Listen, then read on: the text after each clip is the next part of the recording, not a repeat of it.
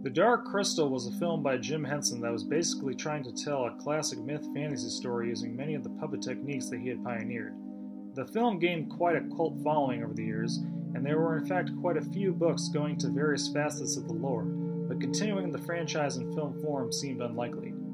I myself caught the movie on TV many years ago, made sure I saw the parts I missed, and came away thinking pretty well of it.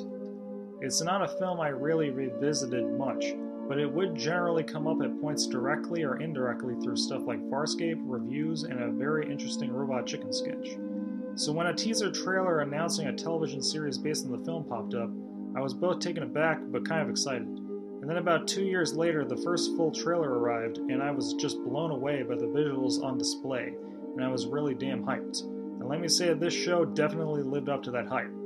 So essentially what we have here is a prequel to the original film in the form of a 10-episode season.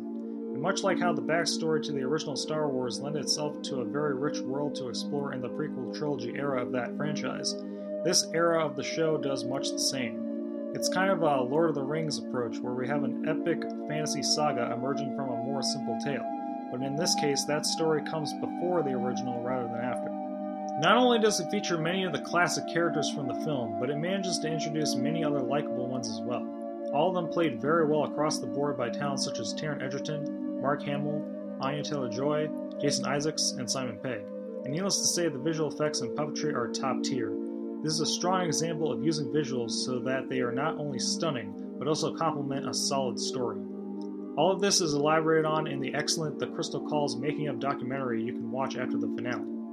This show is pretty much the best thing I saw in 2019, and I'd recommend it to fans of the movie, people who are into cult-y sci-fi fantasy stuff, or just anyone who likes good entertainment. It can get surprisingly pretty dark at points, much like the film, so the younger folks out there probably should wait to see it, but that really does give the show an edge.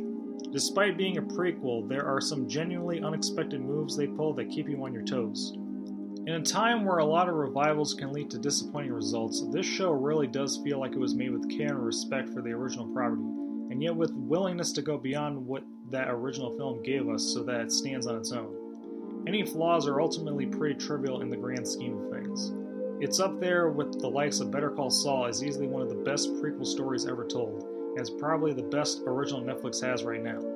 Given many of their recent cancellations, it makes it that much more important to emphasize that this is a show worth supporting. It's been a year since the season was released, and there is still no word on whether it's even been renewed. While it's clear that it wasn't cheap to get all this together, the quality on display for something that is a very niche property is definitely admirable. The creators weren't looking to compromise if they could afford not to. So go watch the show, have a good time, maybe come back here with your thoughts. You won't regret it.